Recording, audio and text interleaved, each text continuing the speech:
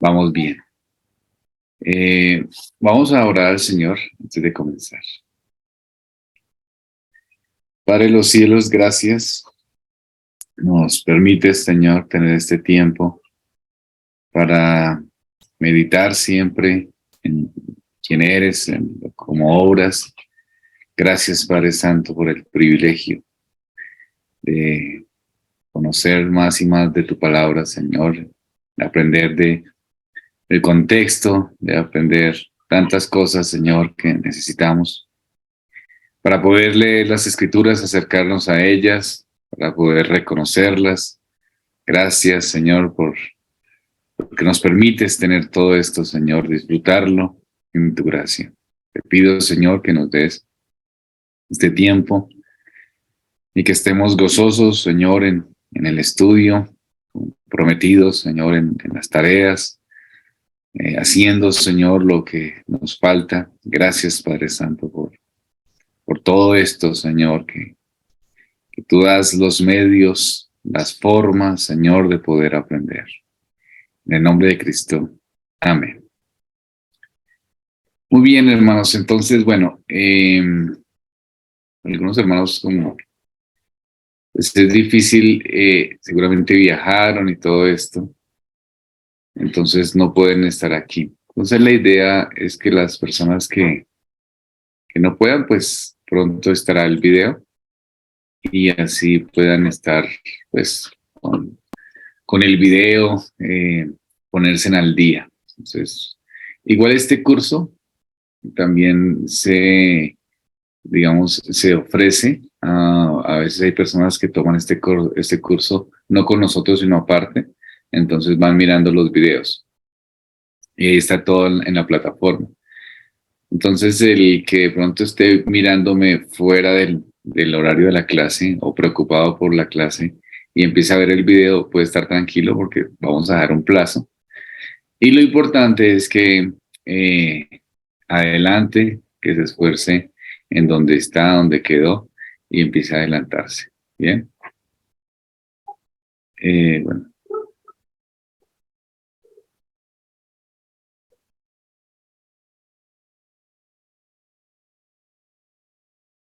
Ya, listo. Entonces ahí está la grabación. Bien, listo. Listo, hermanos. Entonces ahí terminamos los últimos libros de las Escrituras. Vamos con primera, lo que estamos terminando, lo que son las cartas generales. Y entonces en las cartas generales vamos a terminar con primera, segunda y tercera de Juan. Esta vez no traje las diapositivas porque mi ayudante no me pudo ayudar, que es Camila, mi hija. Entonces, pero Dios quiera, si Dios mediante estos días las coloco, las hacemos y las colocamos allí en el Classroom. ¿Listo? Vamos entonces a primera de Juan. Primera de Juan. Muy bien, entonces el autor de la primera carta de Juan, pues Juan, el hijo de Zebedeo. Juan es el apóstol y es el autor del Evangelio de Juan y también es el autor de Apocalipsis. Juan era muy cercano al Señor Jesucristo. Digámoslo, dice que la Biblia es que lo muestra como el discípulo amado, ¿sí? Pero algunos creen que Juan era primo de Jesús, es decir, la mamá de Juan era Salomé. Y Salomé es, hermana de María. Entonces, algunos suponen que hay, digamos, harto porcentaje, bastante porcentaje, que Jesús haya sido primo de Juan. ¿Quién era Juan? Era un pescador. era un discípulo a quien Jesús amaba. Será Juan. El autor, Juan, fue identificado por los padres de la iglesia: Ireneo, Clemente de Alejandría, Tertuliano, Orígenes. Todos ellos lo designaron como autor. Esta es la evidencia, digamos que externa, y también es confirmada por la evidencia interna. El estilo de la carta y el Evangelio de Juan, son parecidos. Entonces, al ver esa evidencia interna, se puede llegar a la conclusión de que es Juan. El griego, como hemos estudiado, siempre los comentaristas y los que hacen crítica textual analizan el griego para la verificación y para mirar si realmente ese griego, la forma de escribir es parecida al autor del cual se está diciendo, ¿no? Recordemos que eso es un punto importante. Cuando yo digo el griego, me estoy refiriendo, exacto, a esa forma de escritura, a las palabras, a los modos y a las formas de la carta, y se hace una comparación con las otras cartas o con los otros evangelios o con los otros libros del Nuevo Testamento, y se hace una comparación en relación al griego. En este caso, Primera de Juan, tiene un griego sencillo y hay unos contrastes constantes entre luz y oscuridad, entre vida y muerte, entre lo que es verdad y lo que es mentira, en lo que es amor y lo que es odio en la carta. Hay varias expresiones comunes en Primera de Juan y el Evangelio de Juan. Por ejemplo, Primera de Juan 1.1, con Juan 1.1, Juan 14.1, Juan 2.7 y Juan 13, del 34 al 35, digamos que son expresiones que tienen un parecido en relación al griego. El autor, entonces, cuando vemos en esta parte que creemos claramente que fue Juan, vemos que es parecido con el Evangelio, vemos lo parecido que hay en su griego. También vemos que hay una mención de un testimonio ocular que coincide con el hecho de que Juan era un seguidor de Jesús. También vemos que hay una forma que se expresa en la carta, y la forma en que se expresa en la carta, en Primera de Juan, es la forma en que se esperaría que se exprese un apóstol del Señor. Entonces, digamos que las pruebas apuntan fuertemente a que era Juan el autor. También habla de unas sugerencias de una edad avanzada. Les llama a sus lectores hijos o hijitos. Entonces, digamos que la tradición temprana en la iglesia piensa que cuando escribió Juan la carta, cuando Juan escribió sus libros, pues digamos que ya tenía un hombre maduro y podía expresarse de esa manera, hijos o hijitos. Juan describe, por ejemplo, a los herejes como anticristos, los describe como mentirosos, les dice que son hijos del diablo. Este lenguaje, que es un lenguaje fuerte, es un lenguaje que va muy acorde con la forma de cómo era Juan. Juan era un poco fuerte también, por eso lo llamaban junto con su hermano los hijos del trueno. Entonces era un temperamento, digamos, fuerte. Entonces algunos piensan que esto también es una argumentación, porque se expresa fuertemente en la carta. Mentirosos, hijos del diablo, anticristos. Entonces es muy de acuerdo a la forma que es Juan. Puede ser una razón, ¿no? Entonces, También hay unas indicaciones de una relación cercana con el Señor. Eh, en la carta, en Juan, hay ciertas, en el 1:1, en 2 del 5 al 6, eh, hay unas descripciones que hacen ver como que hay una cercanía especial entre el escritor y el Señor Jesucristo. Entonces, ahí recordamos que el Señor lo llama o lo muestra como el discípulo a quien amaba Jesús y quien estaba a su lado. Entonces podíamos ver que entre estas cosas, pues Juan es el autor. Fecha y lugar. Es difícil fechar con precisión. Cuando hablamos de fechado, estamos indicando el momento en que se escribió la carta. Pero algunos creen que fue escrito a finales del primer siglo.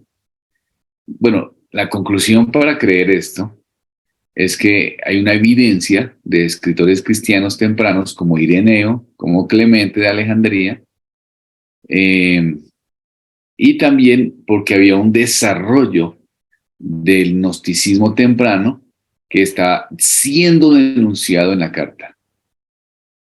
Entonces, lo que podemos pensar es lo siguiente. Juan ya era un hombre de edad avanzada. Habían unos conflictos del comienzo del gnosticismo. Y Juan entonces habla fuerte sobre estos temas. Ireneo, Clemente de Alejandría, pues toman estas circunstancias o lo nombran o hacen un reconocimiento a esta realidad. Entonces, por eso pues, se puede decir que puede ser en esa época. El Evangelio entonces de Juan podríamos fecharlo en este orden de ideas con lo que acabo de explicar, alrededor del 80 o del 85 después de Cristo. También puede ser que haya sido después del 95, pero es digamos que al final del primer siglo. ¿Dónde fue escrito? Algunos piensan que posiblemente fue escrito en Éfeso. Parece que Juan se trasladó allí durante el periodo de la guerra de los judíos, que ahí empieza el periodo fuerte de la guerra de los judíos. Destinatarios. Ahí está un punto, ¿no? Primera de Juan, por eso es una carta general, porque no se menciona ningún destinatario, ni se preserva ningún saludo específico, ni acciones de gracias específicas, como hemos visto en otras cartas. O vemos que no hay como una formalidad que se enfoca como en otras cartas que se dan en el primer siglo. Pero lo que sí podemos ver era que era a creyentes. No sabemos dónde vivían. Lo que sí podemos pensar es que pudo haber sido una carta circular, es decir, que iba dirigida a varias iglesias, a varios cristianos en varios lugares. No era específica, sino era una carta circular, y por eso está dentro del rango de lo que se denomina cartas generales. Entonces, Juan se encontraba en Éfeso, eran los últimos años de su vida. El uso de la carta, es decir, donde se leyó la carta, no que haya sido dirigida, sino que se leyó, se compartió la carta, fue en Asia Menor, donde ya hemos visto que hoy es Turquía. Entonces, por eso se puede pensar que Juan estaba en Éfeso. Clemente de Alejandría indica que Juan ministraba en varias iglesias en toda la provincia. Entonces, Juan pudo haber escrito a todo lo que es Asia Menor, lo que ya hemos visto en el mapa, lo que hoy es Turquía. Entonces, allí había muchas provincias, entonces seguramente fue dirigida a muchas congregaciones. Primera de Juan. ¿Qué problemáticas tiene esta carta? Tiene algunas situaciones exegéticas. especialmente cuando hablamos del capítulo 5, versículos del 7 al 8, que dice, porque tres son los que dan testimonio en el cielo, el Padre, el Verbo y el Espíritu Santo. Y estos tres son uno. Y tres son los que dan testimonio en la tierra. Aquí hay un problema en el asunto textual, que este añadido de porque tres son los que dan testimonio en el cielo, el Padre, el Verbo y el Espíritu Santo, estos tres son uno, y tres son los que dan testimonio en la tierra. Si usted mira la nueva versión internacional, esta parte no está, y usted la ve en la Reina Valera y allá sí está. Entonces, algunos dicen que pues, no aparece en los manuscritos griegos anteriores al siglo más o menos XIV, o sea, de los que se han encontrado, más o menos al siglo XI, otros dicen que en el siglo XII. Entonces, dice que estas palabras fueron añadidas en un tiempo posterior, como que hay una confirmación de lo que está hablando. Entonces, porque estos son los que dan testimonio en el cielo, el Padre, el Verbo y el Espíritu Santo. Estos tres son uno, y estos tres son los que dan testimonio en la tierra. Entonces, este es un problema que se da en este texto. Yo creo que tengo un sermón cuando dimos primero de Juan en la iglesia, y sobre este tema, no lo recuerdo, pero si lo encuentro, lo colocamos en la, en el Classroom para que de pronto lo podamos desarrollar un poco más. Porque pues aquí lo que vamos a hacer simplemente es dar un panorama y mostrar las circunstancias para que ustedes no se sorprendan de la realidad histórica. Pero no podemos, digamos, detenernos a desarrollar todo el tema porque nos quedaría muy largo, ¿no? Entonces, esto es lo que pasa, ¿no? Vemos entonces, además de eso, un segundito,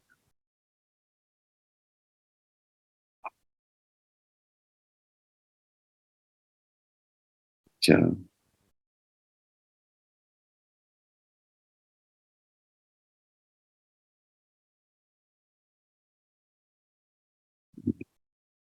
Eh, Ahora, ¿cuál era el problema que se encontraba fuerte en el momento en que se escribe la carta?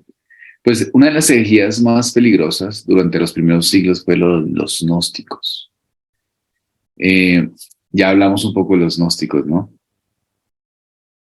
Pero para recordar, el centro de su enseñanza es que el espíritu era completamente bueno y la materia era completamente mala.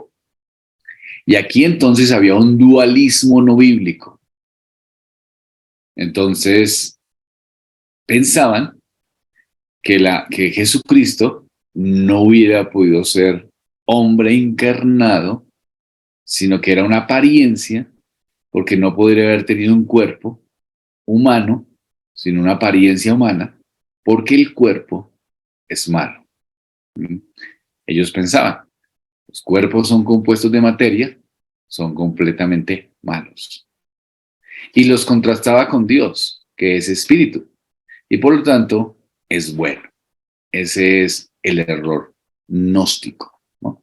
Bueno, a veces los creyentes también tienen un error gnóstico, ¿no? Cuando, por ejemplo, un creyente dice algo como, no, este cuerpo, pues, nos moriremos y ese cuerpo, como que no importa, ¿no? Como que no importa este cuerpo.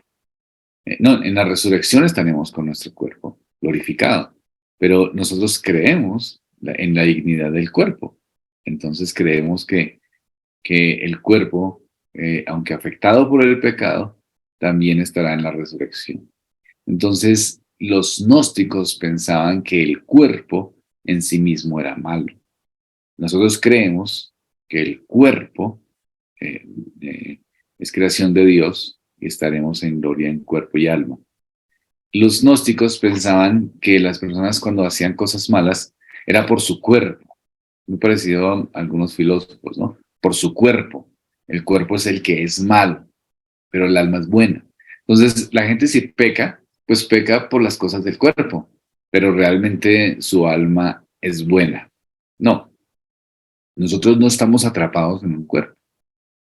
Nosotros estamos en el cuerpo, pero no atrapados. Es decir, cuando nosotros pecamos, es una decisión también de nuestra alma, no es un capricho de nuestro cuerpo, porque nosotros somos los que manejamos nuestro cuerpo. Pero ellos pensaban que no, que el cuerpo en sí mismo era malo y que el alma era buena, y que uno le tocaba, el cuerpo te pedía cosas que el alma no quería. Entonces, no es así. Nosotros tomamos decisiones de pecado y son decisiones de nuestra alma, ¿no? Que utilizamos nuestro cuerpo, pero la comprensión de los gnósticos era equivocada. Entonces, ¿cómo pensaban los gnósticos que se podían salvar? Pues si escapaban del cuerpo. Entonces ellos decían, si creemos en Cristo, entonces nos vamos a escapar del cuerpo. Ahora, ¿cómo? ¿Cómo nos escapamos del cuerpo? A través de la gnosis, es decir, un conocimiento especial. Y entonces ellos decían, Jesús no puede ser Dios. ¿Por qué? Porque Jesús no puede ser hombre. ¿Por qué? Porque Jesús es Dios. Entonces Jesús no puede tener un cuerpo, porque el cuerpo es malo. Y si el cuerpo es malo, entonces, y Jesús es Dios, pues obviamente Jesús no puede haberse encarnado de forma humana. Bueno, ¿y qué vio la gente? No, pues la gente lo que vio fue básicamente una apariencia. Eso fue lo que vio la gente. Y a esta doctrina gnóstica se le llamó docetismo.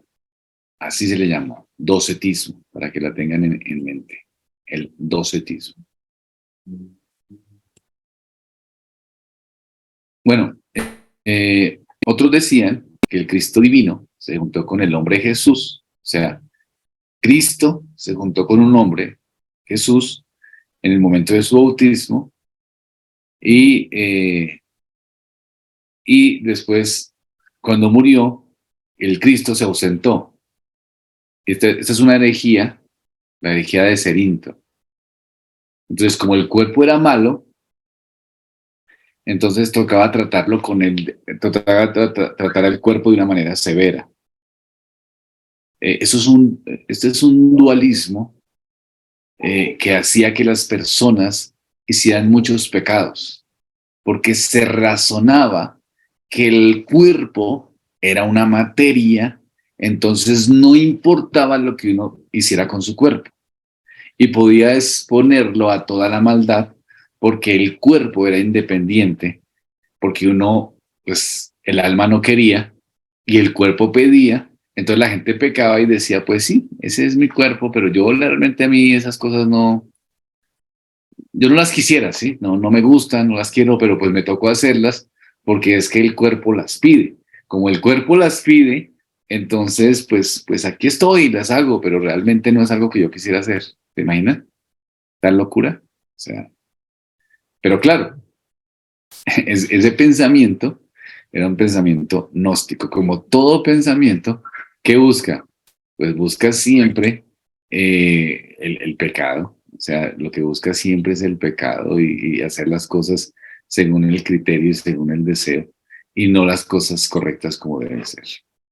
Entonces, este gnosticismo pensaba así, y así muchas personas piensan hoy. Yo peco, hago las cosas mal, pero yo realmente, pues, es mi carne, no es mi espíritu, entonces me tocó hacer el pecado. Y hacen esta separación cuando nosotros pecamos con el alma, con el cuerpo, es decir, por decisión en relación a que utilizamos nuestro cuerpo para el pecado, pero no es algo que no podamos controlar o que el cuerpo exija sin controlar, porque nosotros no somos animales. El animal sí es capaz de, no sé, si tiene hambre, comer como sea y donde sea. Nosotros no. ¿Sí? Es decir, si usted tiene hambre, usted llega y dice, no, pues yo no voy a comer de la calle, no sé, hay una comida en la calle puesta en la basura. Usted dice, no, yo no voy a esperar a la casa a preparar algo. No es que usted tuvo hambre y de una vez se suplió, sino que usted razona y dice, en la casa tendré algo. En cambio, usted puede tener un perro y el perro puede ser el más fino y puede en la casa tener toda la comida, pero si tiene hambre, tiene hambre. Si tiene deseos de hacer necesidades fisiológicas, las hace. ¿Sí? Por eso es tanto la lucha para entrenarlos, para que el ser humano no. Si usted tiene una necesidad fisiológica, usted piensa, no, voy a buscar un baño. Entonces, si en esas cosas nosotros manejamos el cuerpo, pues en el pecado es un principio similar. Nosotros también no somos animales, podemos determinar, pero ellos pensaban que no, ellos decían, no, pequen, el cuerpo no le pasa nada, o sea, el cuerpo es así, es malo, podemos pecar, pero lo importante es el espíritu. Entonces esto generaba era qué, más y más concepciones de pecado, que se supone que no debería ser así, ¿no? Porque debió hacer que la gente pecara menos, pero no, siempre llevaban las cosas a otro extremo. Esta es la herejía que se está desarrollando en Primera de Juan, ¿no? Para que tengamos claro de lo que estamos hablando. Entonces, el gnosticismo es combatido en el Nuevo Testamento. Esto que se desarrolla sí es una herejía, no es algo tan elaborado, no es una creencia tan desarrollada que se va dando, sino que está en sus comienzos. ¿A quién va dirigida la carta? A, como vimos, a lectores que están siendo seducidos con una introducción al gnosticismo y a las ideas de seguimiento. Algunos creyentes ya habían abandonado la comunidad cristiana, según lo que vemos en 1 Juan 2, 18 al 19. Entonces, había una situación allí y el apóstol quería aclarar y decir, exponer a los falsos maestros que estaban intentando activamente engañarles. Dar a los creyentes la confianza en su salvación, eso es lo que quería el apóstol.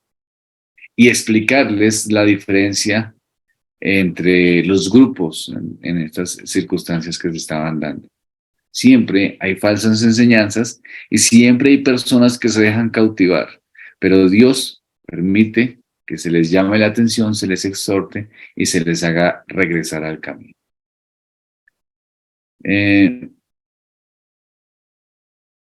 la iglesia de Asia habían lobos rapaces que estaban dividiendo el rebaño. Eso es lo que estaba pasando. Estaban negando que Jesús fuera el Cristo. Rechazaban que Jesús fuera realmente el Cristo y el Hijo de Dios. Negaban que Jesucristo hubiera venido en carne. Todo eso es lo que vemos en Primera de Juan. Y eso es lo que el apóstol viene a aclarar. Negaban además que ellos estuvieran dominados por el pecado. Negaban el propio evangelio que pretendían entender. Entonces, esto llevó a preguntar si realmente tenían el Espíritu Santo. Estos maestros gnósticos, falsos, Juan los ataca y les ataca su falta de moralidad, porque la herejía viene acompañada con eso. Es decir, las personas que dicen cosas que están en contra de la verdad de Dios, por lo general dicen herejías, y esas herejías van acompañadas de deseos pecaminosos. Cuando se levanta una cosa falsa, un engaño, una herejía, en el fondo lo que se quiere es tratar de tener las dos cosas. Una vida cristiana religiosa, pero también una vida pecaminosa. O sea, deseos y pasiones que se puedan vivir. Creo que, en mi opinión, siempre ese ha sido el constante de las herejías que se presentaron en el primer siglo, ¿no? ¿Cómo hacemos nosotros para determinar algo seguir siendo cristianos, pero determina algo, y ese algo, o esa nueva doctrina, nos permita, entre comillas, ser cristianos, pero también vivir bajo nuestras pasiones y deseos pecaminosos. Algo similar a creciendo en gracia, ¿no? Entonces somos creyentes, ellos decían somos creyentes, creemos en Jesús, creemos en esto, pero pues seguimos en nuestras pasiones y en nuestros deseos. Entonces aquí era algo muy parecido, los gnósticos eran así, ¿no? Entonces vamos a encontrar el misterio, la realidad, el secreto. El punto era ese, ¿no? El gnosis, el conocimiento. Pero mientras tanto, pues como estamos en este cuerpo, entonces este cuerpo nos exige cosas, entonces vivámoslas. Entonces el apóstol los confronta por su falta de moralidad. El cristianismo es moral, por supuesto. Nos lleva a un cambio moral, nos lleva a un cambio, a abandonar pecados. Y eso es lo que los herejes no querían. Entonces, Juan pone los verdaderos creyentes, los que han de creer en Jesús, los que son de Cristo, los que han venido en carne. Y esto lo pone claramente aquellos que son de justicia y amor. Es decir, pone un parámetro claro en los que son hijos de Dios. El bosquejo habla inicialmente de la realidad de la encarnación, habla de la vida cristiana como confraternidad con el Padre y el Hijo. Ahí también en el libro hay un bosquejo, ¿no? Pruebas éticas de la confraternidad, pruebas cristológicas, la vida cristiana de los hijos de Dios, habla acerca de las pruebas éticas de ser hijos de Dios, es decir, los hijos de Dios somos éticamente correctos. Y las pruebas cristológicas de ser hijos de Dios, que creemos de Cristo como suficiente, como realmente encarnado. Habla de la vida cristiana como una integración de lo ético y lo cristológico. Habla de la prueba ética del amor, habla de la cristología. Esas son las grandes verdades que encontramos en Primera de Juan. ¿Qué aspectos literarios vemos allí? Hay unos contrastes muy hermosos. La luz y la oscuridad. La verdad y el engaño. El amor y el odio. Saber con no saber. La obediencia con la desobediencia. Pues tengamos en cuenta lo que acabo de decir de los gnósticos. Creer y negar. Tener y no tener al Hijo. Confianza y condenación. Ver y ser ciego. Todo eso es lo que encontramos allí. Vemos también algunos aspectos literarios. Y si decimos que tenemos comunión con él y andamos en tinieblas, mentimos y no practicamos la verdad. Pero si andamos en luz, como Él está en luz, tenemos comunión unos con otros. Entonces, ahí hay unos aspectos literarios bien interesantes.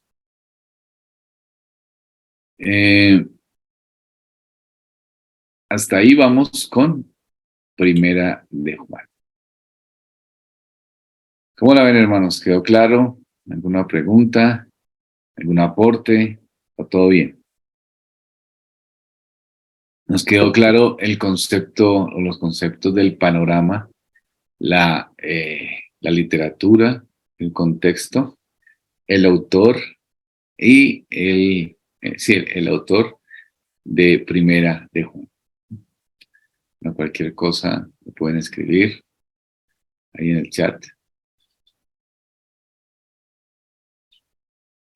Listo. Vamos entonces a segunda.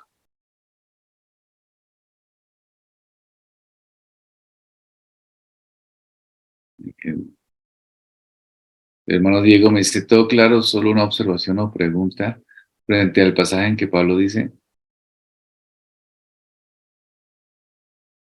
lo del dualismo.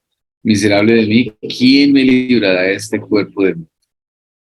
Sí, el apóstol Pablo hace referencia a, definitivamente al mundo caído y el mundo en que vivimos, y hace referencia a su vida, claramente, ¿no?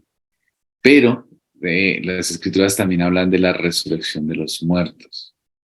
y hablan también de nuestro cuerpo y que resucitaremos con un cuerpo físico. Entonces estaremos unidos en cuerpo y alma.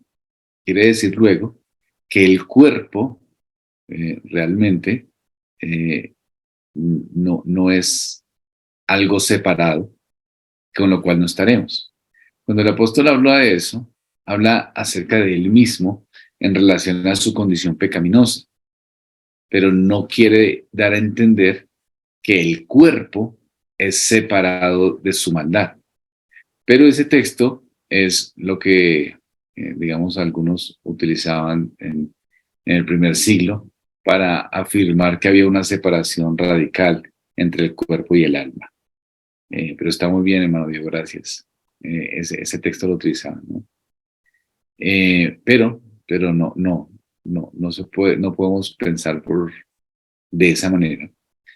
Porque entonces, y bueno, y creo que dentro del cristianismo hay algo de eso, y gracias, hermano Diego, por poner el tema, que se da la impresión de que nosotros, como yo les decía, como que creemos, el cuerpo, pues, que serán despojos, ¿no? Entonces ya no hay nada que hacer. Entonces yo creo que por eso muchos cristianos ni siquiera comen bien o no hacen ejercicio, porque dicen, no, eso ya, el cuerpo no es nada.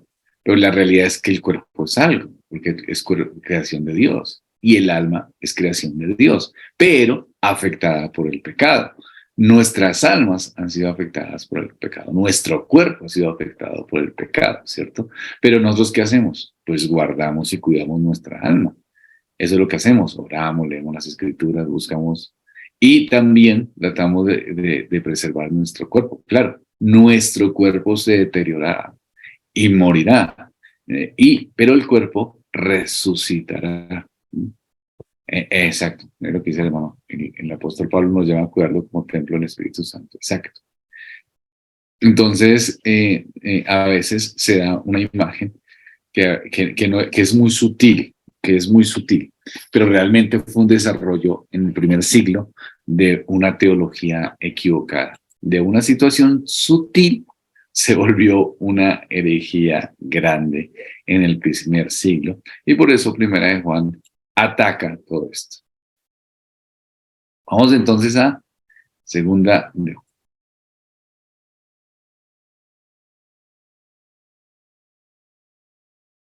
El autor, bueno, la mayoría de los estudiosos están de acuerdo que es Juan.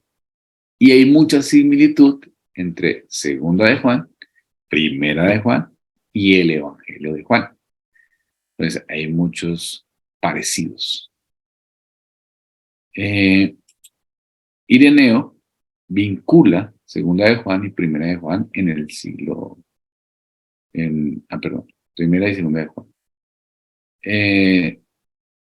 Ninguna de las tres epístolas, ni Primera de Juan, ni Segunda de Juan, ni Tercera de Juan, se han atribuido a ningún otro autor. Las tres, históricamente, según la tradición, y no hay, digamos, en la crítica textual o la crítica de las formas, o lo que ya estudiamos, en la crítica alta, digamos, algún nuevo aporte que puedan decir, no, pensamos que puede ser tal, no. Digamos que ni las nuevas formas de análisis de la crítica textual han planteado otro autor, sino Juan. Los destinatarios. Este aquí tiene una particularidad, Segunda de Juan, que habla acerca de la señora elegida y a sus hijos. Eso es lo que dice, a la señora elegida. Entonces, algunos consideran que puede ser una señora, alguna hermana de la iglesia y a su familia. Esa es, digamos, a la señora elegida. Pero otros creen que puede ser una referencia a una congregación o unas congregaciones locales. La señora elegida y sus hijos, digamos que los que no creen que sea una persona particular, dicen, tendría que haber sido alguien que fue conocida por muchas personas en las iglesias de Asia, y sería muy complicado eso. Entonces, lo más probable es que pudo haber sido a una iglesia en particular. Eso es, digamos, la observación que se da frente a este asunto del destinatario. Fecha de Segunda de Juan. Es muy similar en el fechado a Primera de Juan, más o menos en el 85 y 95 después de Cristo. Digamos que en algún sentido son cartas muy cercanas y por el mismo autor hechas. ¿Qué es lo que estaba pasando? ¿Por qué se escribe esta carta? Durante los primeros siglos, los evangelistas y maestros fueron recibidos en los hogares de los creyentes y eran suplidos con provisiones para su viaje. ¿Cómo era esto? Las personas viajaban predicando el evangelio y las personas llegaban donde los hermanos les daban comida, les daban techo, les daban provisiones, les permitían que evangelizaran en su lugar, en su provincia, y cuando ya terminaban de evangelizar en la provincia, ellos salían donde otros hermanos y de nuevo les daban allí también techo, les daban comida y le daban también provisiones para cuando se fueran de otro pueblo. Entonces, así era como funcionaba la obra misionera. Los cristianos, de alguna manera, eran sostenedores de los misioneros. Y la forma en que los sostenían era en sus propios hogares, supliéndoles para que ellos avanzaran. Entonces, esta práctica era común y los gnósticos empezaron también a tener esa práctica, pero enseñando herejías. Entonces los gnósticos dijeron, muy bien, buena estrategia. Entonces, también iban donde los creyentes y les decían, bueno, nosotros somos cristianos, tenemos aquí esto que queremos comunicarles. Y entonces esa era la situación que se estaba dando. Los gnósticos estaban utilizando las mismas formas que la iglesia. El bosquejo. Hay un saludo, hay un elogio, hay unas advertencias. Amarnos los unos a los otros es un mandamiento que hemos tenido desde el principio. El amor consiste en poner en práctica los mandamientos. Pero después dice, hay muchos engañadores y anticristos que no reconocen que Jesucristo se encarnó. ¿Hablando de quién? De los gnósticos. Lo vemos en el versículo 7. Y empieza a decirle el versículo 8, prácticamente no echen a perder el fruto del trabajo. Permanezcan en las enseñanzas de Cristo y cuidado con su hospitalidad. O sea, cuidado a quién ustedes reciben. Es decir, la iglesia estaba haciendo bien, estaba sirviendo a aquellos que predicaban el evangelio, pero habían unos que no tenían el evangelio, pero que se estaban supliendo de la iglesia para engañar. Entonces, la hospitalidad no puede ser para todos. La hospitalidad no puede ser para todos, es lo que está tratando de decir el apóstol. No puede ser de la misma manera y de las mismas formas, porque algunos están actuando de una manera equivocada. A veces uno le falta sabiduría y uno piensa que todas las cosas se pueden hacer con todos de la misma manera. Y cuando le dicen a uno es que es cristiano, entonces uno dice ya toca actuar con todos de la misma manera y no es así. ¿Sí? Me van a entender, no es así. La Biblia nos enseña, o en este caso, que hay algunos que estaban utilizando el evangelio, ¿para qué? Para transmitir o para enseñar las cosas que eran equivocadas. Dice, segunda de Juan, estamos en segunda de Juan, ¿no? Versículo 11, versículo 10 y 11. Porque si alguno viene a vosotros y no trae esta doctrina, no lo recibáis en casa ni le digáis bienvenido. Porque el que le dice bienvenido participa en sus malas obras. ¿Qué estaba pasando ahí? Que los hermanos de las iglesias estaban apoyando hermanos o hermanos no, sino herejes, pero pues ellos no sabían que eran tan así, y ellos estaban supliéndose de los hermanos de la iglesia. ¿Sí ven? Y entonces le dice el apóstol que si uno hace eso, participa de las malas obras. Ejemplo, si hay una persona que no quiere trabajar, no, es que yo no quiero trabajar, y ya tiene, no sé, 30 años, no, es que no me sale nada. Y entonces la gente en la iglesia dice, no, pues venga, le pagamos el arriendo, le pagamos los servicios, le pagamos todo. ¿Qué está haciendo? Pues está participando en sus malas obras. Entonces, los hermanos tal vez tenían buenas intenciones, tal vez querían hacer las cosas correctamente, pero terminaron haciendo o participando de una manera equivocada y promoviendo a los herejes. ¿Sí? Pues imagínense cuánta plata uno le pudo haber dado a un carismático, eh, tantas herejías, ¿no? Entonces ahí patrocinamos las malas obras. Uno pudo haber patrocinado las malas obras en las iglesias que no tengan un condicionamiento bíblico, haber patrocinado sinvergüencería, haber patrocinado pereza, haber patrocinado muchas cosas que están en contra de la voluntad de Dios. Uno mismo, yo creo que yo lo he hecho, yo lo hice. Y los hermanos que estaban aquí seguramente lo hicieron, pero pues con las mejores intenciones. Eran sinceros, pero estaban sinceramente equivocados. Entonces el apóstol les está diciendo, cualquiera que traiga una concepción fuera de las escrituras, como estos, que estaban negando al Señor de una manera solapada, que no era de frente ni clara, que estaban negando la encarnación de una manera solapada, entonces no lo reciban en la casa, porque si lo dicen bienvenido, o sea, si les suplen para que sigan haciendo eso, están participando de las malas obras. Aspectos literarios. La palabra aquí constante es verdad. Aparece 5 veces en los primeros 4 versículos. Y también la palabra mandamiento. Y ahí terminamos con segunda de Juan. ¿Cómo la ven, hermanos? ¿Algún aporte? Tremenda enseñanza, ¿no? Nos hace pensar muchas cosas en relación a ser cuidadosos con la verdad y cómo ayudar, ¿no? Porque a veces una de las cosas más difíciles que una persona tiene es ayudar, yo creo. O sea, ayudar parece fácil, pero es difícil.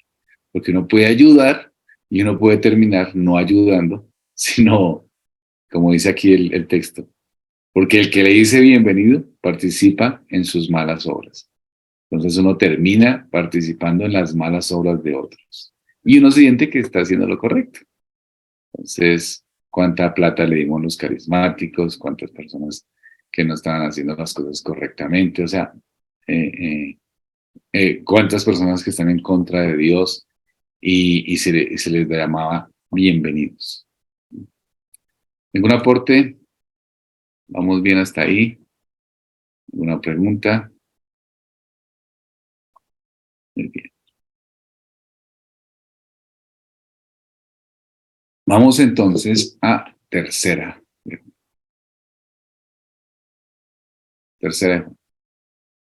Entonces seguimos, mismo autor, Juan, el anciano, igual que en segunda de Juan.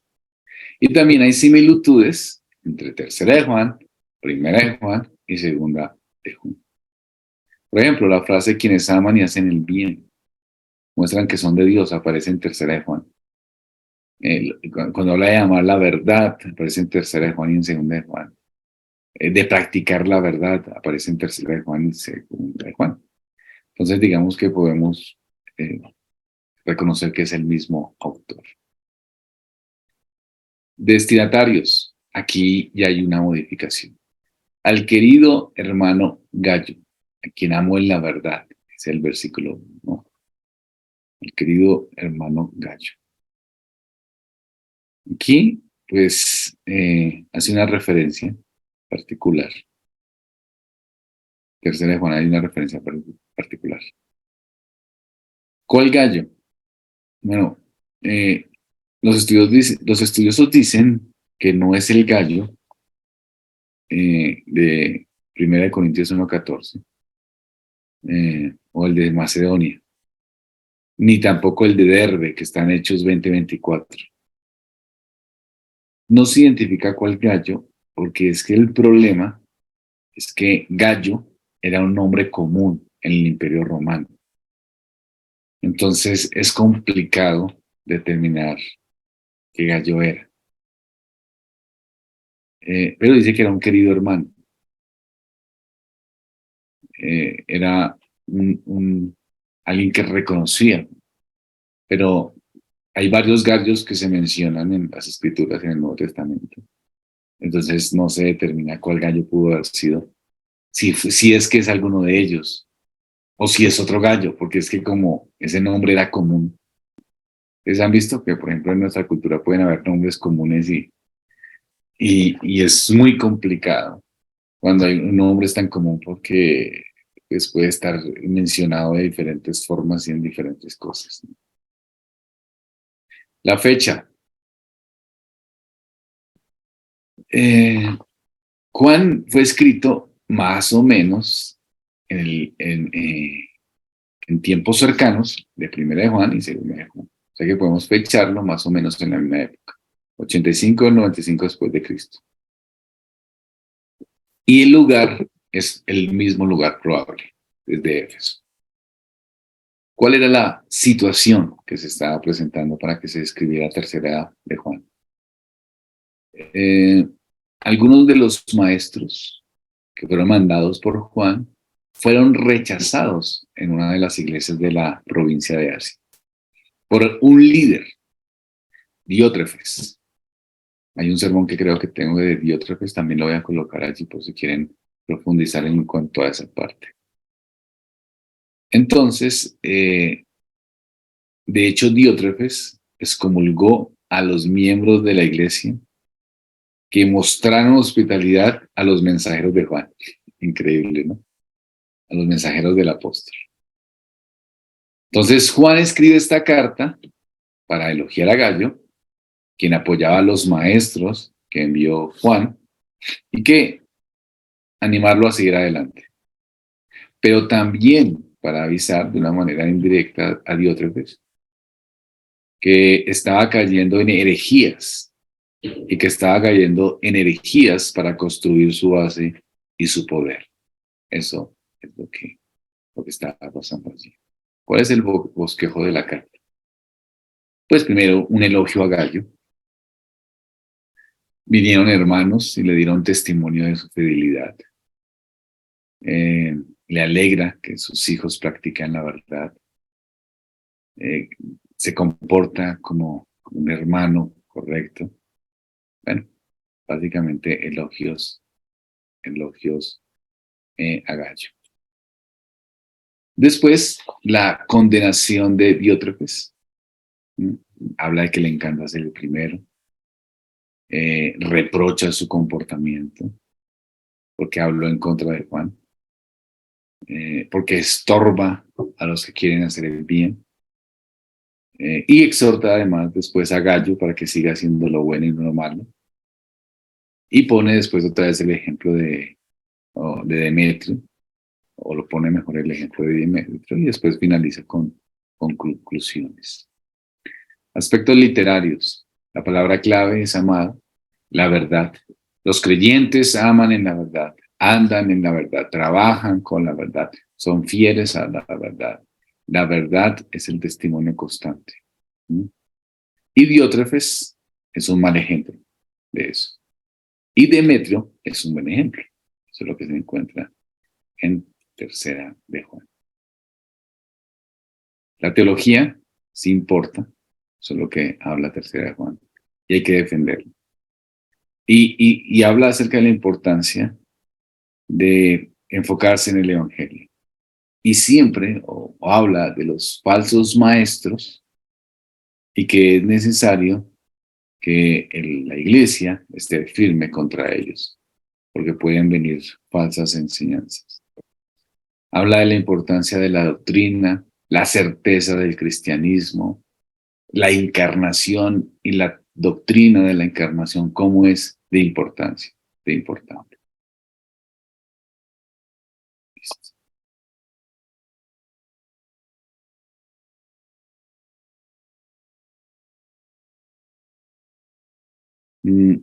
¿Cuál es el mensaje de Juan para las cartas, las tres cartas para la iglesia de hoy? La importancia de la doctrina, la certeza del cristianismo. Eso es, la encarnación sí importa, que debemos vivir en justicia y en amor. Eso habla mucho de nosotros. Es el mensaje actual de las cartas de Juan, o lo que se denominan cartas juaninas. Y hermanos, ahora vamos a Judas.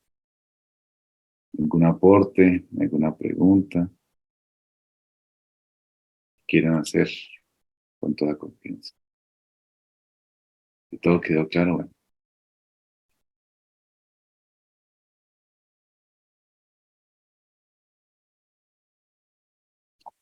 Hermana María Teresa pregunta, Pastor, ¿quiere decir que no podemos dar la bienvenida a un incrédulo en nuestra casa? Entre tanto que le compartimos la palabra, digamos, sí la acepta, ¿no? Y si la resiste ya no debería ser bienvenido. No, ese no es el contexto, hermano. El contexto, digamos que en nuestra casa pueden venir incrédulos, pueden visitarnos incrédulos, tendremos familiares incrédulos, seguramente se quedarán con nuestros familiares incrédulos. Ese no es el contexto. El contexto es que habían personas que estaban utilizando la iglesia para promover herejías.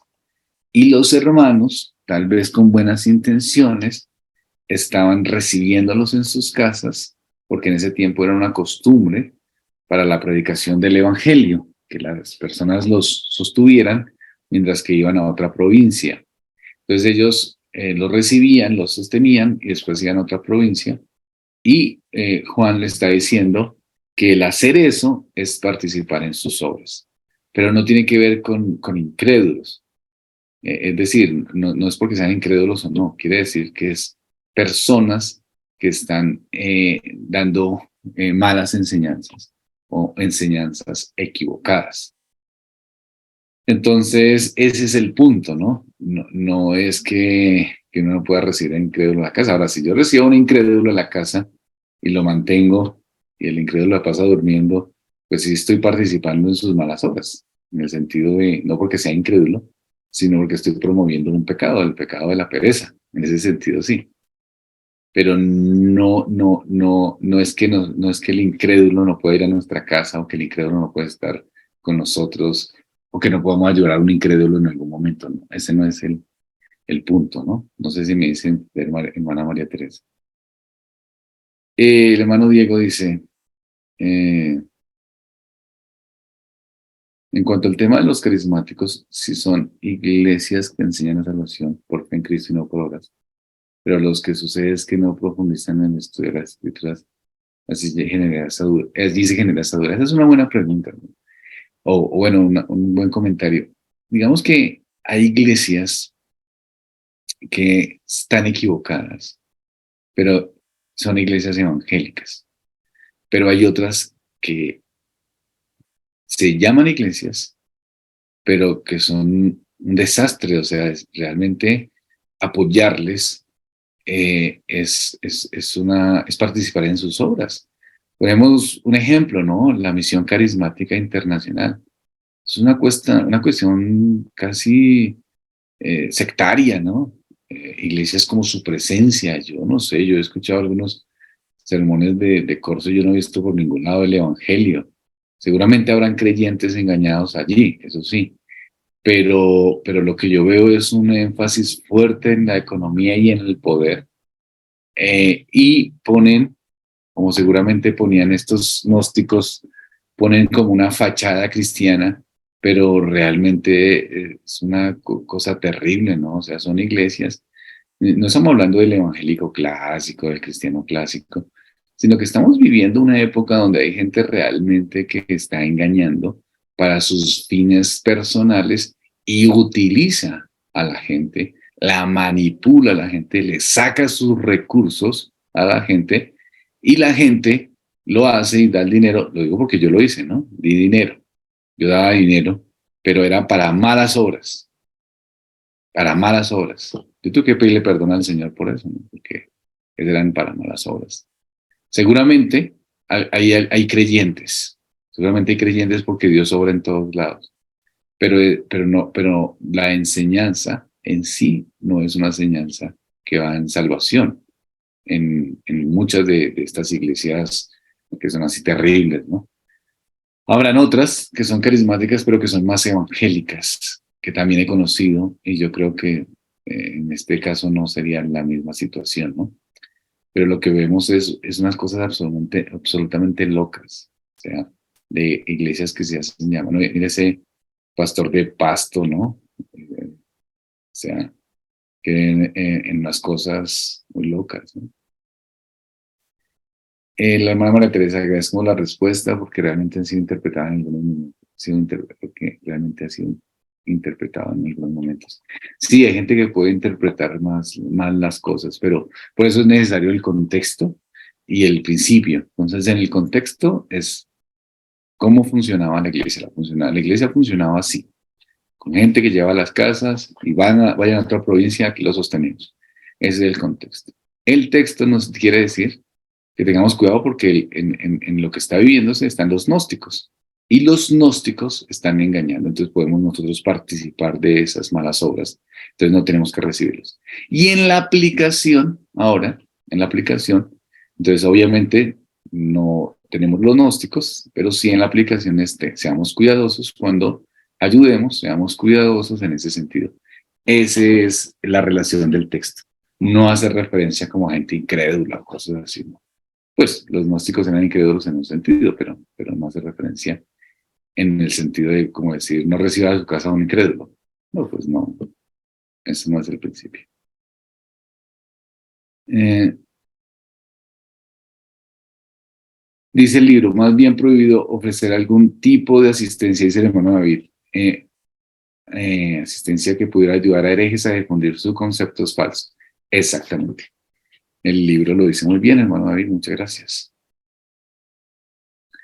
Los mismos de la misión carismática, a ellos creen también el rapto de la iglesia, porque nosotros no creemos en el rapto. Digamos que ahí tenemos un curso, hermano Samsung, no sé quién es el hermano Samsung, de escatología, y el que desee tomarlo, entonces puede hacerlo y ahí miramos. Pero hay personas que creen en el rapto y son creyentes. Creo que el problema básicamente de la misión carismática no es ese tipo de situación. El problema es que no se predica a Cristo y que está centrado en una organización. En eso es donde se concentra. Ese es el pecado grande, ¿no? No es tanto en ciertos aspectos doctrinales, sino que Cristo no está allí, sino es un poder empresarial, ¿no? Una visión a un pastor, ¿no? La visión del pastor es esta, la visión del pastor es la otra, el poder es esto, ¿no? Entonces, hermana Tania, muy bien, hermana Tania. Entonces, ese es el punto, hermana Tania. Entonces, claro, ellos están equivocados en muchos aspectos doctrinales, pero hay muchos hermanos que están en desacuerdo en algunos aspectos, en ciertas doctrinas que son manejables y que podemos tener relación, pero en muchas otras cosas ya es algo grave, de pecado, de negación de Cristo, y la misión carismática raya ya en esos aspectos. Listo, vamos entonces con Judas. Judas, el autor se identifica como Judas. Judas 1:1. Entonces aquí vamos entonces, Judas 1:1. Dice la palabra del Señor. Judas, siervo de Jesucristo y hermano de Jacob, a los llamados santificados en Dios Padre y guardados en Jesucristo. En el Nuevo Testamento hay 5 nombres con este nombre. 5 hombres con este nombre. Pero solamente 2 pueden ser los que han tenido autoridad para escribir esta carta. El autor de Judas, el apóstol, obviamente no Judas Iscariote, ¿no? El que está en Lucas 6:16, en Hechos 1:13. Parece que no fue, porque el autor no se identifica como apóstol. Entonces, parece que no fue. El autor se identifica como Judas. Eso es, ¿no? También hay otro Judas que es un medio hermano del Señor. Está en Mateo 13:55 y Marcos 6:3. Es el Judas más probable, el medio hermano de Jesús. Se llama también el hermano de Jacob. ¿Se acuerdan cuando vimos Santiago? Entonces, lo más típico era llamarse un hijo de alguien y no un hermano de alguien, ¿cierto? Pero pues se refiere a sí mismo como el hermano de Jacob. Entonces, su hermano era conocido y por eso tal vez lo menciona. Pues puede ser que sea un medio hermano de Jesús. Pero si miramos, ni Jacob, es decir, Santiago, ni Judas, se refieren a sí mismos como los hermanos del Señor, aunque otros sí les llaman.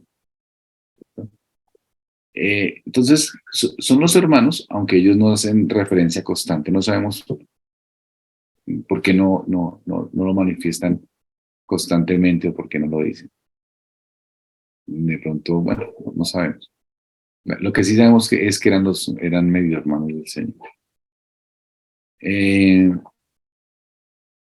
Esta carta, la mayoría la ha aceptado como palabra de Judas, o sea, como Judas como el autor.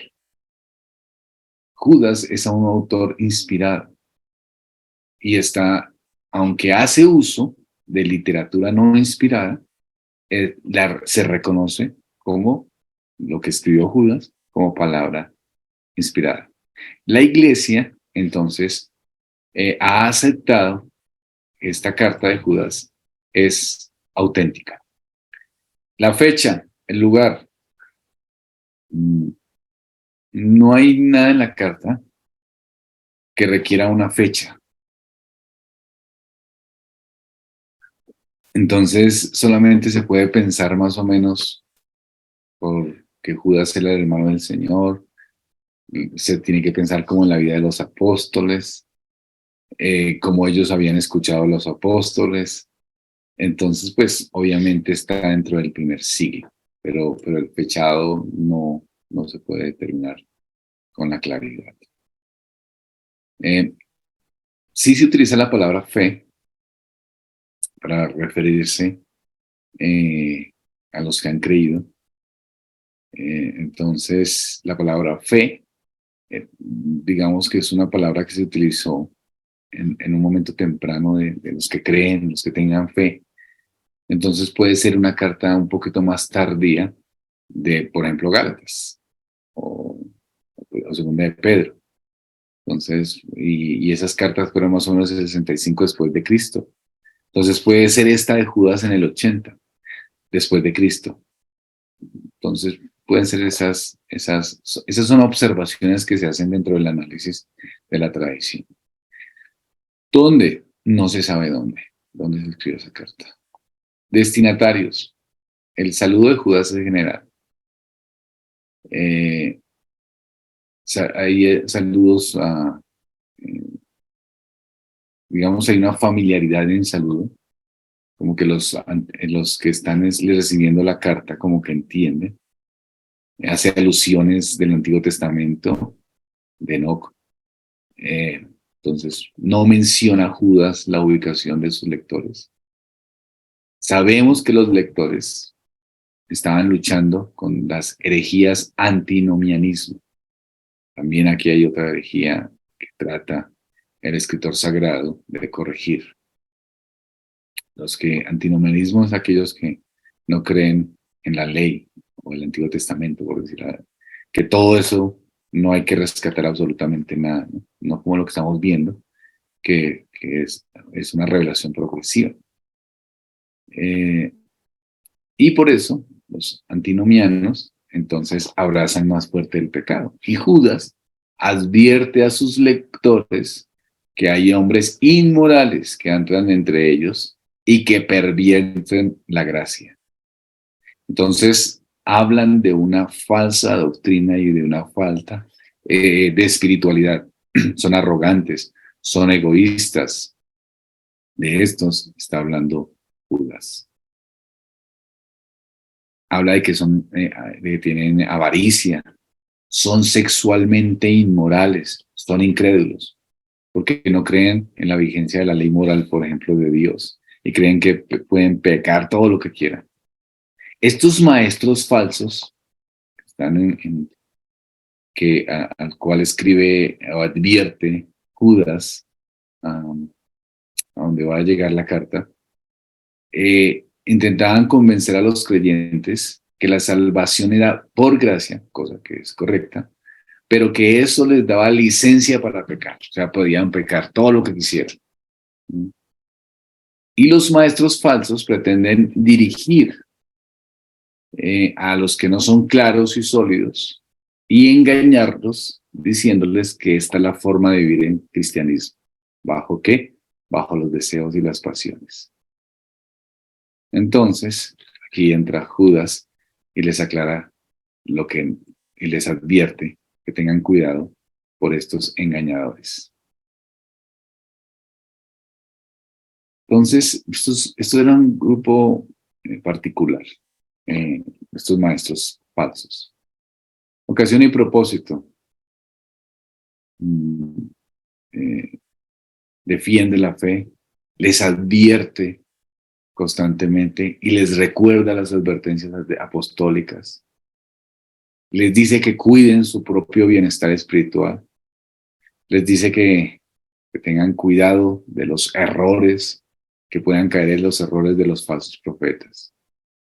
El bosquejo saluda, después pasa y habla acerca de los apóstatas, de la presencia de hombres apóstatas, advierte en contra de los hombres falsos, de los maestros falsos, pone unos ejemplos históricos del juicio de los apóstatas, como Israel incrédula, los ángeles caídos, Sodoma y Gomorra.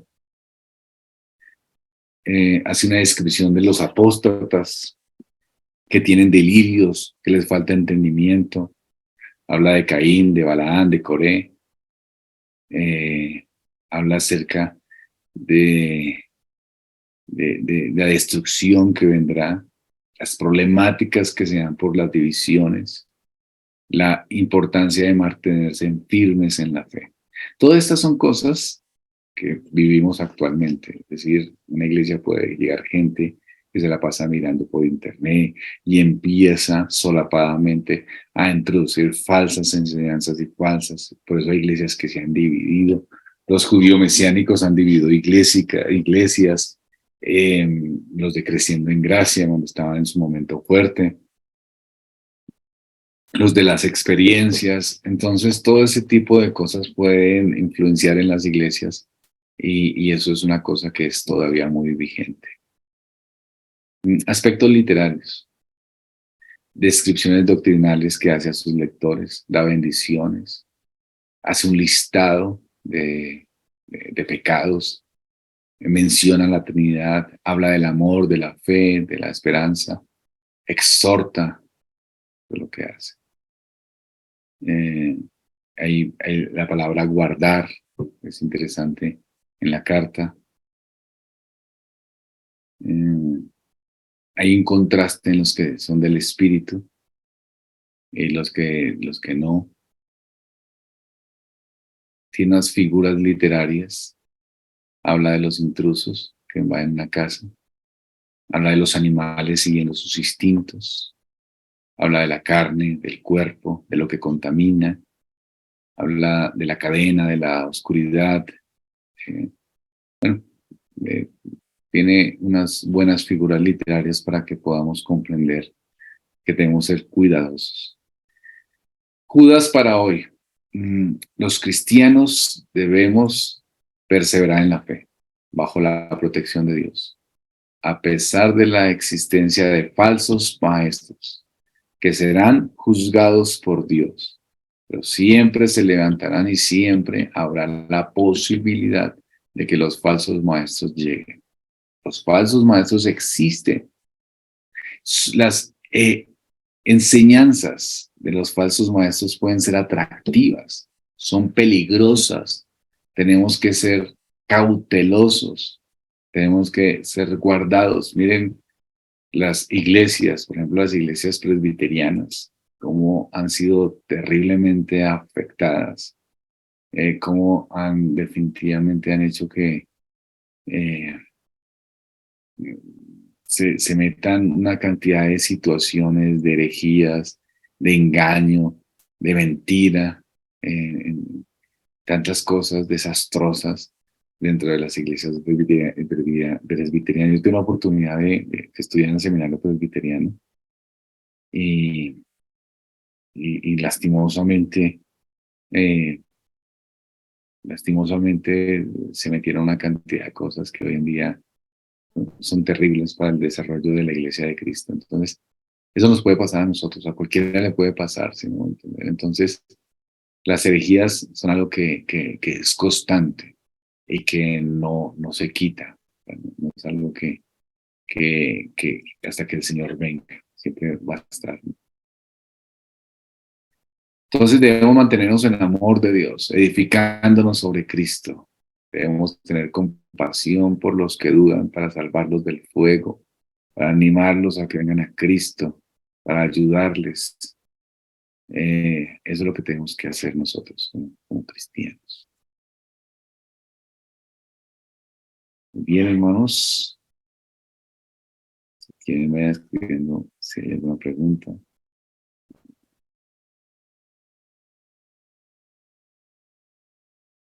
algún aporte. Si no, entonces vamos con Apocalipsis. Mm, Bueno, Apocalipsis es una revelación de visiones celestiales escritas por el apóstol Juan. En donde en la isla de Patmos, a finales del primer siglo. ¿Qué, qué época? Donde más o menos durante el reinado del emperador Domiciano. Juan escribe Apocalipsis a 7 iglesias de Asia Menor, después de recibir la visión de Jesucristo. Estas visiones presentan a Dios el Padre, el Cordero, a Jesucristo como soberano, como victorioso sobre todos sus adversarios. Hay diferentes posiciones al interpretar Apocalipsis, pero lo que sí es cierto y todo cristiano tiene que tener en común es que es el triunfo de Dios, el triunfo total. Porque el propósito de las visiones es para consolar a la iglesia. Recordemos que era una iglesia perseguida, que estaba luchando, que estaba recibiendo, estaba enfrentando circunstancias adversas. Y Dios la alienta, le anima. Por eso es que tiene tantos simbolismos. Pero también tenemos una confianza clara en que Cristo triunfa, el triunfo de Dios. Entonces, Apocalipsis, por eso es un libro en un contexto de persecución y por eso es como un libro cifrado. Por eso tiene muchos símbolos y tiene muchos contrastes. Y hay alusiones al Antiguo Testamento. El autor, pues, es Juan, el profeta. Eh, eh, el autor se puede ver claramente que es judío. Se puede ver claramente que tiene similitudes a los demás escritos de Juan. Entonces, podemos ver que es un griego similar. Eh, claro, algunos piensan, bueno, ¿será que sí fue Juan? ¿Será que sí es el mismo pensamiento? Porque algunos algunos no muy pocos, por ejemplo, un obispo africano llamado Dionisio dijo, yo creo que es Juan, pero es otro Juan. Entonces, porque pensaba que el griego de Apocalipsis era, no era tan bueno como el griego del Evangelio de Juan. Entonces era un griego un poco inferior. Entonces de pronto no era Juan, de lo que algunos pensaban. Es decir, el Evangelio de Juan tiene un buen griego. Las tres epístolas tienen un griego bonito, con estilo, con vocabulario, con buena gramática. Y el griego de Apocalipsis no es así, no es tan bello. Entonces la gente podría pensar, entonces no pudo haber sido Juan. Pero Justino, Ireneo, otras fuentes dijeron, sí, sí es Juan el apóstol, el autor. ¿Por qué? Porque, digamos, tiene cosas muy similares al Evangelio y a las cartas. Entonces, lo considera así. Hay términos comunes como logos, cordero, agua de vida, el que vence, los mandamientos, ropa blanca, una invitación al sediento. Todo ese tipo de cosas son similitudes en los escritos de Juan, en los escritos juaninos. Eh, Algunos dicen, en contra, los que creen que no fue Juan por el griego, dicen, bueno, pues lo que pasa es que, digamos que los escritores no tienen que escribir siempre de la misma forma, y esta es una literatura apocalíptica que tenía unas situaciones particulares y especiales por la situación y contexto. ¿Mm? Y además que lo que se escribió Juan fue visto en un momento de éxtasis, en un estado emocional, digamos, o un estado emocionante mejor, una revelación, o sea, tiene unas características particulares.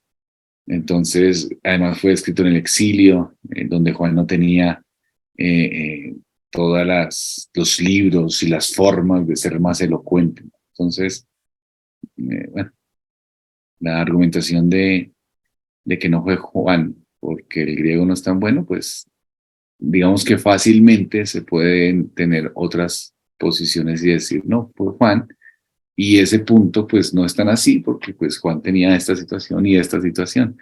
Estaba en un momento de éxtasis, estaba en el exilio, entonces no necesariamente, los poetas pueden cambiar, eso es un tipo de literatura apocalíptica, entonces puede cambiar ciertas cosas.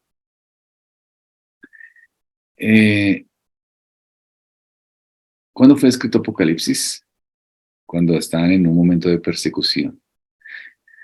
Hay tres momentos de persecución fuertes en la historia. Entonces, por ejemplo, al final del reinado de Nerón, al final del reinado de eh, Domiciano, durante el reinado de Trajano.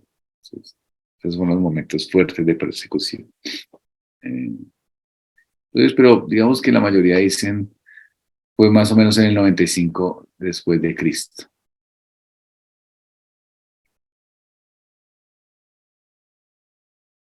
Apocalipsis habla de un líder anticristiano que muere y vuelve a la vida. Eh, pues ahí se piensa mucho como en el mundo romano, en la situación de Nerón, que de pronto iba a resucitar. Digamos que los que reciben Apocalipsis entienden y les da aliento al corazón, porque están en un momento de persecución. Habla de los Nicolaitas, que eran un grupo distinto, con nombres, con prácticas distintas. Eh, eh, También Apocalipsis parece que utilizará el Evangelio de Mateo como fuente para decir algunas afirmaciones. La iglesia en la Odisea la presentan como rica, pero después un terremoto la destruyó en el 60, en el 61 después de Cristo. Entonces, eh, ahí tiene unas características particulares. Juan escribió desde Patmos, una isla rocosa eh, cerca de Éfeso, por el mar Egeo. Los romanos utilizaban esta isla, la isla de Patmos, como un lugar de exilio. Y Juan menciona que era precisamente la razón por la que estaba allí, porque pues Juan estaba exiliado. Eh, Juan estaba exiliado y manda el registro de sus visiones a las 7 iglesias situadas en la provincia romana de Asia. Juan conocía seguramente estas iglesias porque ahí fue donde desarrolló mucho su ministerio, como vimos en las primera, segunda y tercera de Juan. Juan seguramente habló de estas iglesias porque eran las que tenía comunicación constante y las digamos que las enumera, eh, dice cada una de ellas, ¿no? Habla de Pérgamo, de Sardis, de Esmirna. Mm, Habla de Éfeso, que fue de las 3 ciudades la más importante. Éfeso era importante, era un centro religioso, era un culto para la diosa Diana de los Efesios. Esa, digamos que ya estudiamos cuando vimos un poco de Éfeso. Esmirna competía con Éfeso, era también muy importante en Asia. Era una ciudad conocida por su lealtad. Pérgamo era la capital de Asia, era la flor de la civilización helénica. Eh, un segundito, por favor.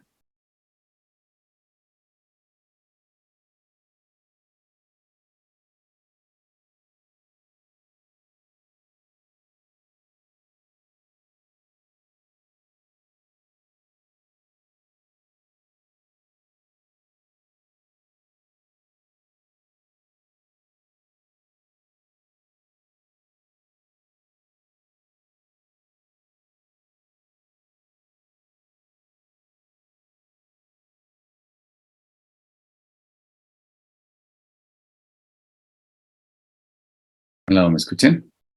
Espera, ¿dónde vamos?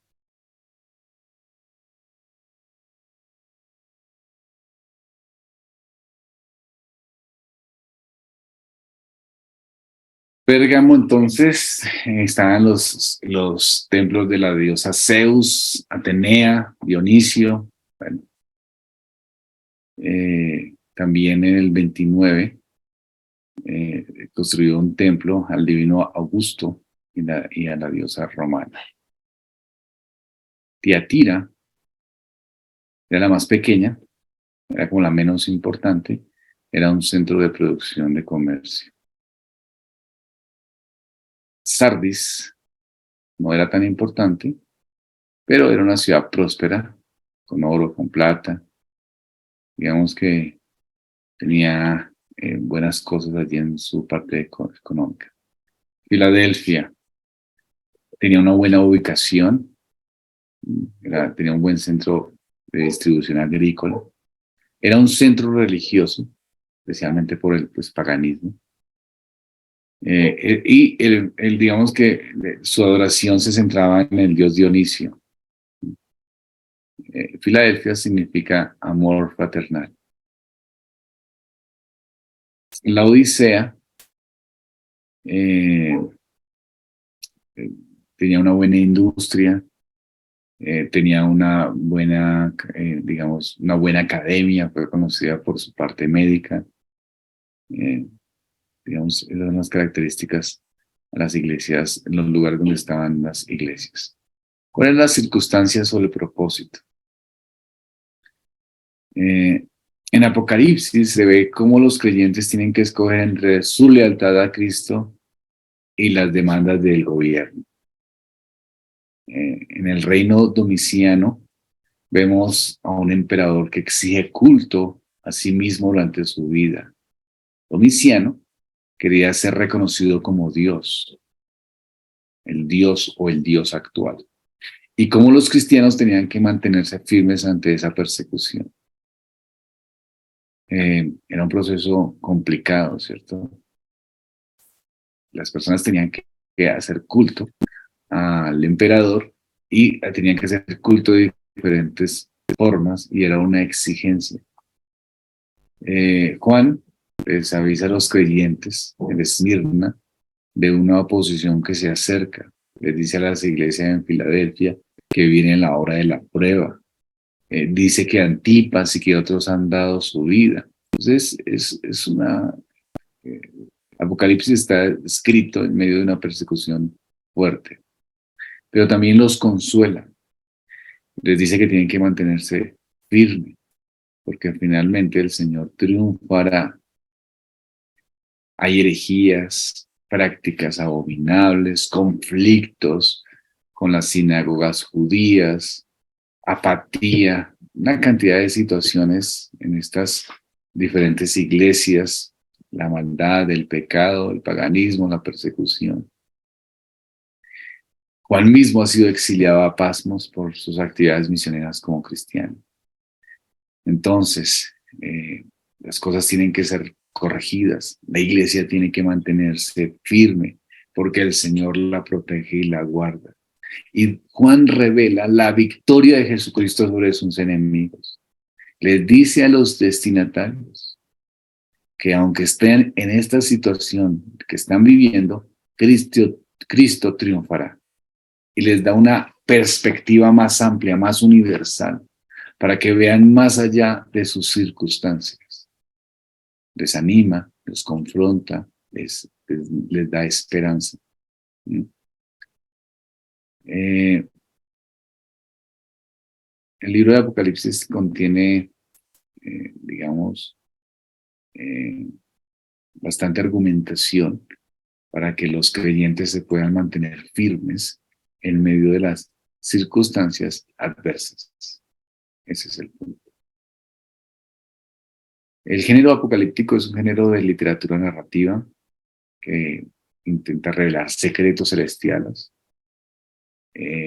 por medio de una visión. Es un mensaje en que Dios promete intervenir en el futuro cercano, juzgar a los enemigos, restaurar a su pueblo. Es un libro que da esperanza en un momento de opresión y desesperación. ¿Cuál es la función de Apocalipsis? Estimular a los lectores a que salgan adelante en medio de las tribulaciones. Da una visión celestial para que los creyentes que están sufriendo no se queden como en una visión eh, limitada, y presenta una esperanza hacia el futuro, una esperanza consoladora. El tema del libro básicamente es la victoria de Cristo y de su iglesia sobre el dragón, Satanás, y sobre sus ayudantes. La intención de Apocalipsis es la de mostrarnos que las cosas no son como parecen. Las profecías describen a Cristo como el vencedor, a Cristo como el conquistador. Conquista a la muerte, Cristo. Conquista al Hades. Conquista al dragón. Conquista a la bestia. Conquista al falso profeta. Y conquista a las personas que adoran a la bestia. Apocalipsis es un libro victorioso. Y es un libro victorioso que quiere mostrarles a los creyentes que aunque pareciera que estamos vencidos y sin esperanza, la realidad es que estamos en victoria. Eso es Apocalipsis. ¿Listo, hermanos? Yo creo que con eso tenemos.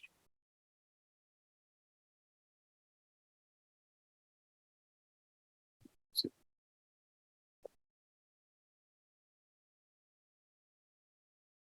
Sí.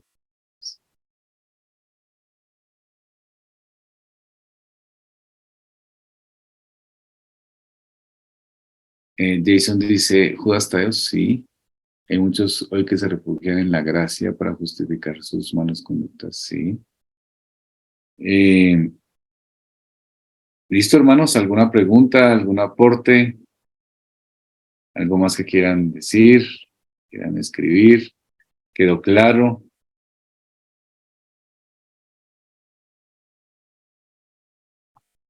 Entonces,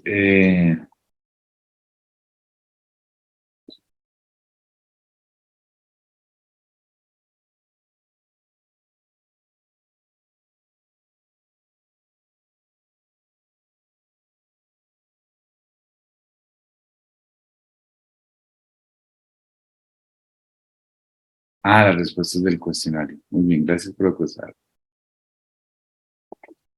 Muy bien. Entonces, vamos a las respuestas del cuestionario.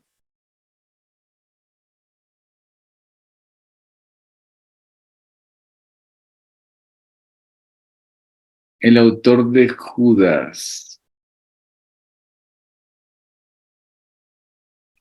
Judas. Perdón. Defienda su criterio en cuanto a autor y fecha de las escrituras juaninas. Las epístolas fueron escritas por el mismo autor, por Juan, ¿no? Y ya hablamos de eso, ¿no? Tenía un mismo estilo, las tres cartas tenían cosas con similitud. eh, Esa es como parte de la respuesta.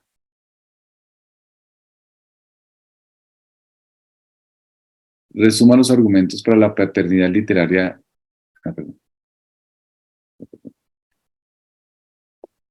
Enumere los temas principales de Primera de Juan. Está escrita para animar a creyentes, para que tuvieran seguridad de salvación, para advertirles contra los falsos maestros, ¿recuerdan? ¿A qué se refiere el término anticristo?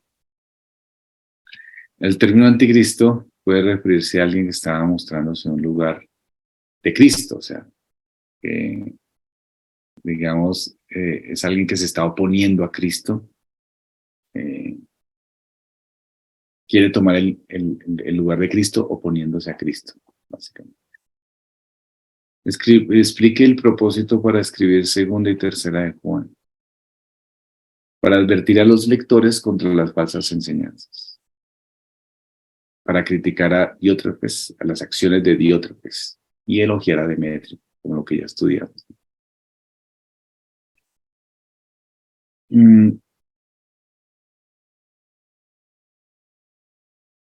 Judas, identifique el autor de la epístola presentando la evidencia para el trasfondo del mismo.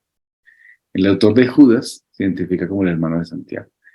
La hermana, que no estoy viendo bien, me toca mirar aquí, la hermana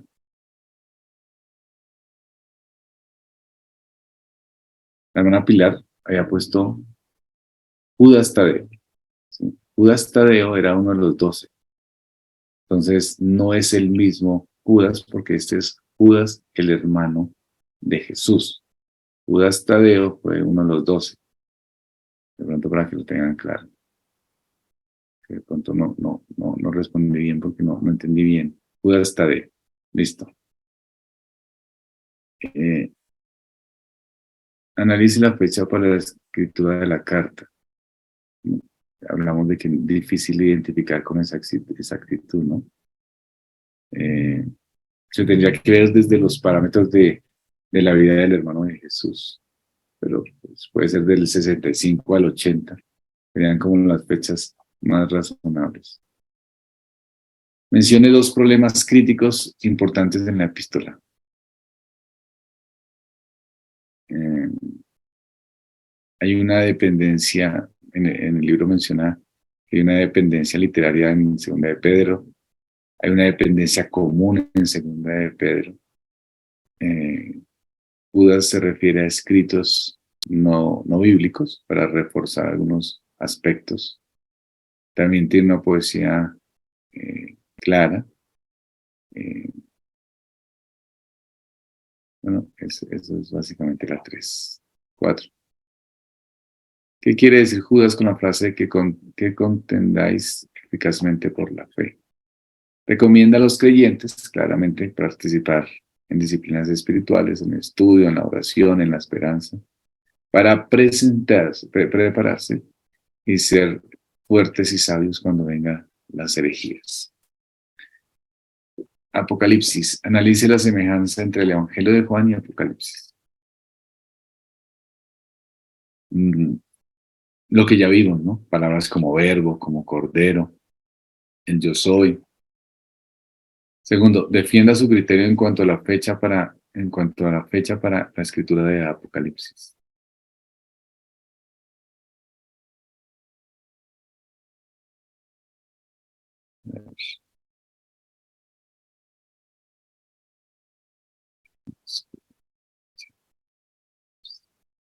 Bueno, ahí miren el libro, ese ya es un criterio personal, ¿no?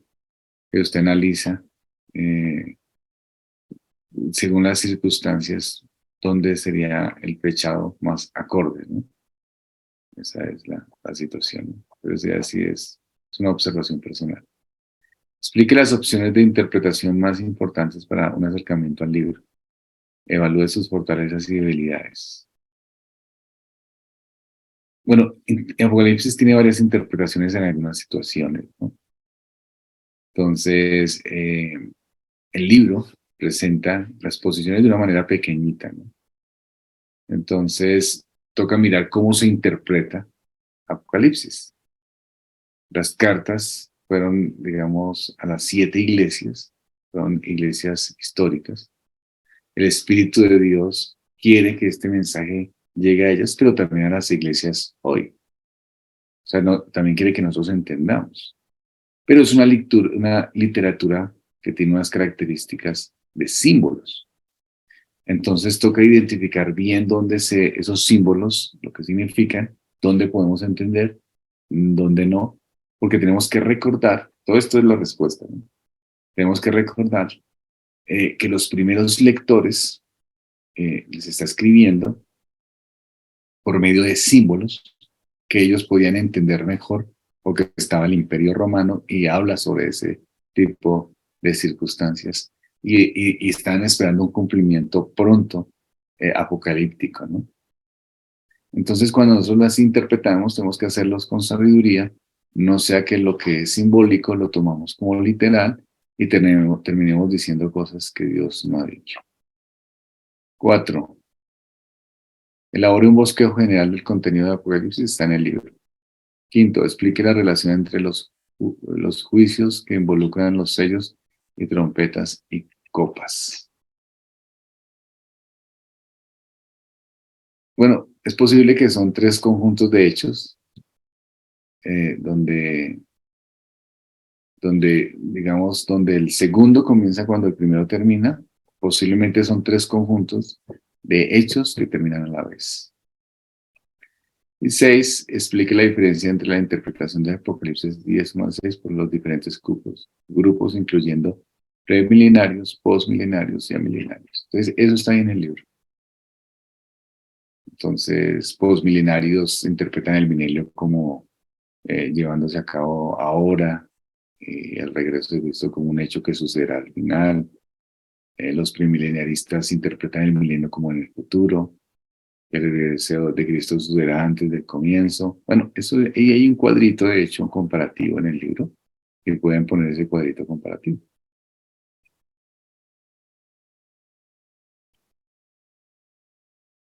¿Listo, hermanos? ¿Cómo la ven hasta ahí?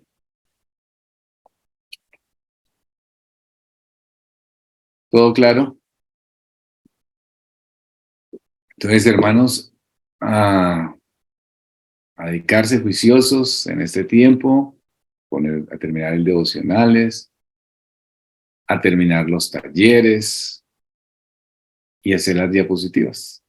Tienen más o menos 20 días para dedicarle con juicio a esto. Si ustedes le dedican, lo van a sacar. Hay varios que han entregado, se puede. Entonces, hermanos, hagan ese esfuerzo, dedíquenle con juicio, aprovechen este curso. Miren los recursos que se tienen, miren todo lo que se aprendió, ya ustedes ven las cosas en la mente de otra manera, entonces ya tienen más claridad. Creo que ha sido una bendición y de buena calidad, ha sido de buena calidad. Entonces, hermanos, les animo a que lo estudien, a que lo preparen, a que lo reflexionen. No, los trabajos no son pesados. Prácticamente estoy dando las respuestas, es para ayudarlos, pero es necesario que ustedes hagan la lectura, porque les enseño, les explico, pero con la lectura ustedes fortalecen. Y el devocional es el devocional. Y las diapositivas es una pequeña enseñanza que usted quiere hacer. Y después vendrá el examen, y el examen van a ser las preguntas, unas, no todas, unas pocas preguntas, de lo que ustedes ya respondieron en los talleres. Nada raro, nada nuevo. O sea, ustedes ya tienen ahí, ¿sí? ¿Pero para qué? Para que estudien y tengan una comprensión más fuerte de los temas. Mi intención es que no sea esto simplemente tipo conferencias, sino que ustedes puedan profundizar en los temas, que puedan aprenderlo, que puedan pensarlo y que puedan tenerlo en la mente. ¿Listo, hermanos? Entonces, por favor, a trabajar, hermanos, a trabajar juiciosos. Agradecemos al Señor por estos 4 meses que estuvimos trabajando con mucha fuerza. Y ánimo, hermanos, no se desanimen a trabajar con todas. Yo necesito que terminemos y vamos a hacer una reunión de clausura vía Zoom, donde vamos a invitar a más hermanos, amigos, familiares. Les mostraremos los principales trabajos, les mostraremos los desarrollos, lo que trabajamos, para que podamos apoyar y animar a más hermanos a que tomen este tipo de cursos y puedan ver desde dónde están, desde qué óptima y cómo, desde qué óptica y cómo se desarrolla. Entonces, hermanos, si no hay nada más que decir, terminamos. Sí, hermanas, vamos a procurar